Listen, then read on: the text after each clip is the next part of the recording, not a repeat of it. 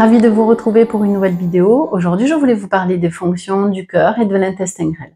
Le cœur est considéré comme l'organe le plus important. C'est l'empereur de notre organisme, le yang suprême. Il est le plus yang des 5 organes, l'équivalent du soleil dans notre macrocosme cosmique. Il est donc plus sensible à l'heure de midi et à l'été. Il est considéré comme l'empereur parce qu'il gouverne l'esprit et que tous les autres organes lui sont asservis, au même titre que toutes les planètes tournent autour du soleil, tels des serviteurs. Le méridien du cœur est dans son apogée énergétique entre 11 heures et 13 heures. Le cœur gouverne les vaisseaux et le sang. Un pouls harmonieux dépend de l'énergie du cœur et du sang du cœur. Ces deux facteurs se reflètent dans l'état des vaisseaux. Quand ils sont harmonieux, quand ils sont vigoureux, alors le pouls est plein et régulier.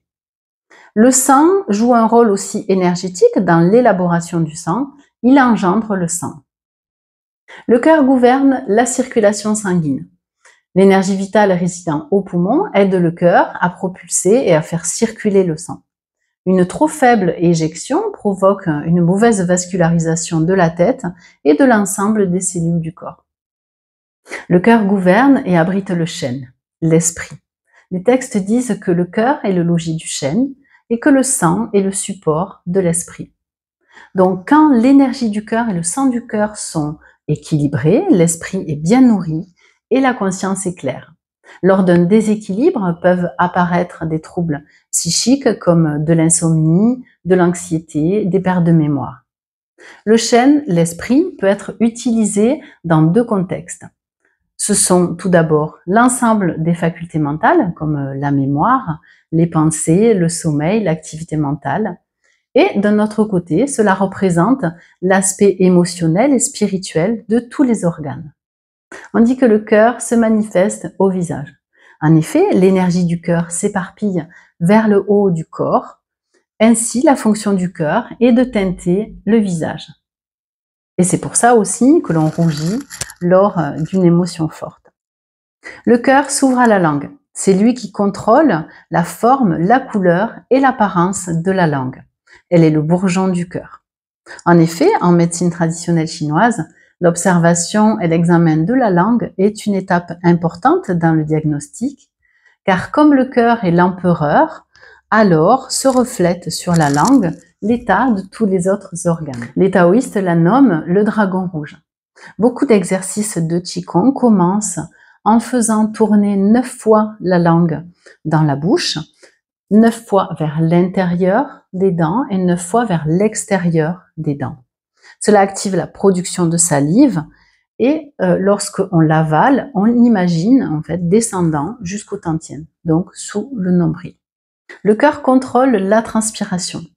Le sang et les liquides organiques ont une même origine, ils sont complémentaires.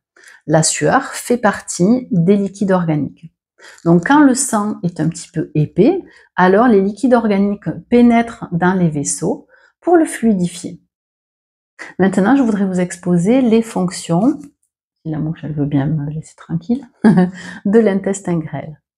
Donc énergétiquement, il influence notre capacité de prise de décision, mais dans une autre mesure que la vésicule biliaire qui, elle, contrôle notre capacité de prise de décision. L'intestin grêle nous offre le pouvoir de discernement et de percevoir les éléments avec clarté pour prendre des décisions. Tout d'abord, je voudrais vous exposer la relation qui existe entre le cœur et l'intestin grêle. À son origine, le méridien du cœur communique avec l'intestin grêle. Le cœur gouverne nos activités mentales qui dépendent de notre capacité de discernement. Et de notre côté, notre capacité de jugement est tributaire de notre activité mentale. L'intestin grêle déstructure et sépare les aliments en petites unités nutritionnelles qui s'assemblent pour former des éléments assimilables par notre corps et nos cellules, formant ainsi une partie de nous-mêmes. L'intestin grêle possède un pouvoir de transformation et de transmutation. Or, la transmutation est la symbolique de l'élément feu, ce qui explique qu'il soit couplé au cœur dans l'élément feu. Le cœur dans notre poitrine et le soleil dans notre univers intérieur. Au cœur de l'été, c'est le moment de vivre dehors et de s'exposer au soleil. Le cœur nous apprend à aimer d'un amour inconditionnel dans l'ouverture du cœur et à cultiver l'équanimité et la sérénité. Ouvrir son cœur au divin, pourquoi pas. Faire confiance à son intuition et aimer tous les êtres vivants d'un même regard compatissant. Je vous dis à bientôt pour une prochaine vidéo. Je vous remercie beaucoup pour cette écoute. Salut!